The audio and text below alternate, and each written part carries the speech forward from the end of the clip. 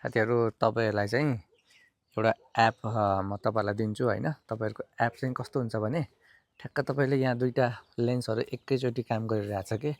अब अरु एन्ड्रोइडहरुमा चाहिँ यो सुविधा छ तर आइफोनमा यो सुविधा थिएन। तर तपाईहरुलाई म चाहिँ यो एप दिन्छु। तपाईले जस्तै अब पोर्ट्रेटमा तपाईले होरिजेन्टल भिडियो बनाउनुहुन्छ या ल्यान्डस्लाइड बनाउनुहुन्छ नि। जस्तै एउटा चाहिँ युट्युबलाई चलाउँछु, एउटा चाहिँ अब जस्तै फेसबुकलाई चलाउँछु, फेसबुकमा हाल्छु भनेर यसरी एउटै भिडियो दुईटा कपी भएर बस्छ। त्यो एप चाहिँ म तपाईलाई देखाउँछु र यो भिडियो कस्तो हुन्छ त्यो पनि म तपाईहरुलाई देखाउँछु हैन।